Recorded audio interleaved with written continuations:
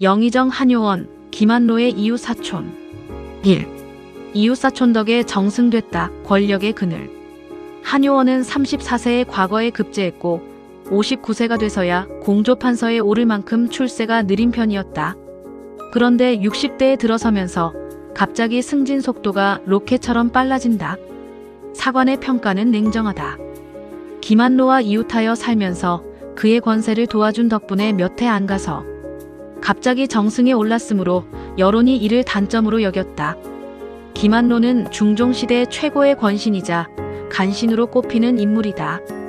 한효원은 그 옆집에 살았다.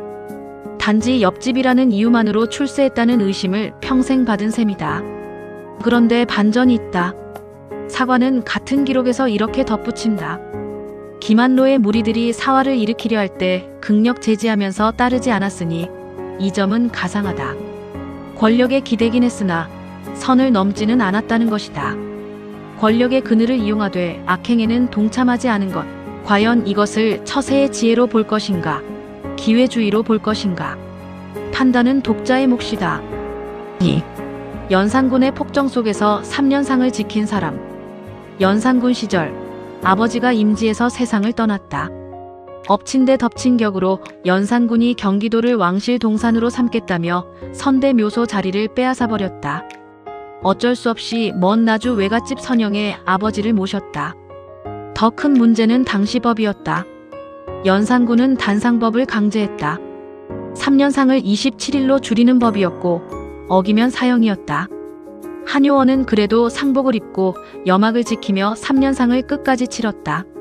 사형을 각오하고 상례를 지킨 것이다. 당시 많은 관리들이 법이 무서워 27일 만에 상복을 벗었을 것을 감안하면 꽤 대단한 결단이다. 3. 죽는 것도 아닌데 61세 노인의 오기. 1528년 한효원은 61세였다.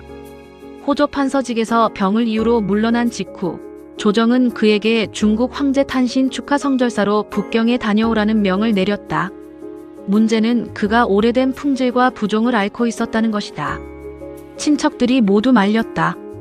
건강을 이유로 사양하세요. 한효원의 대답이 걸작이다. 임금과 신하의 의리상 어려운 일이나 쉬운 일이나 똑같이 보아야 한다. 더구나 죽는 것도 아닌 경우이겠는가. 그리고 길을 떠났다. 듣는 이들이 안타까이 여겼다고 기록은 전한다. 4. 이조판서가 되어 친척을 밀어넣다. 공사구분의 실패.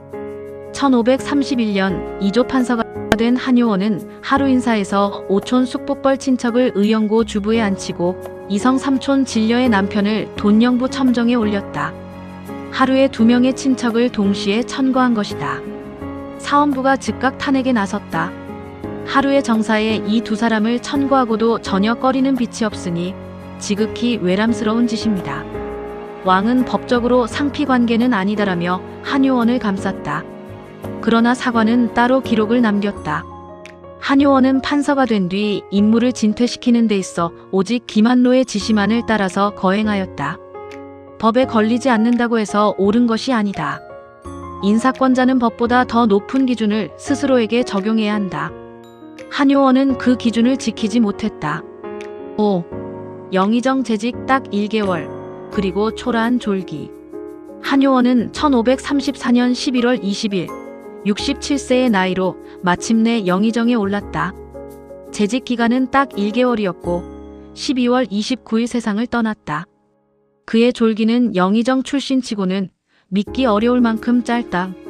사관의 평을 빼면 5줄이 전부다. 수십 년 관직 생활의 결산이 고작 5줄인 것이다. 그런데 묘비명은 전혀 다른 사람을 그린다. 재물에는 하도 청렴하여 선대의 유산 외에는 털끝만큼도 증식한 것이 없어서 조정에 있은 지가 거의 30년이나 되어도 집에는 쌓인 재산이 없고 곳간에 남은 곡식이 없었다. 마루는 천장에 이마가 닿고 대청 앞은 겨우 말을 돌릴 만하였다. 30년 고위직 생활을 하고도 집이 너무 좁아 말을 돌리기도 빠듯했다는 것이다. 사후에 먹을 양식마저 떨어질 정도였다고도 했다. 공식 역사는 그를 권신의 이웃으로 기억했고 가족은 그를 청렴한 어른으로 기억했다는 것이다. 어느 쪽이 그의 진짜 모습인가? 조광조가 그를 무능하다고 했다. 1519년 개혁파의 상징 조광조는 경기감사로 있던 한효원을 교체하려 했다. 이유는 학교 교육을 제대로 못한다는 것이었다. 사관의 평가는 가혹하다.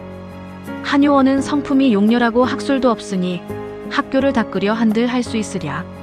그러나 조광조는 그의 기묘사화로 사약을 받았고 용렬하고 학술 없다던 한효원은 15년을 더 살아 영의정까지 올랐다.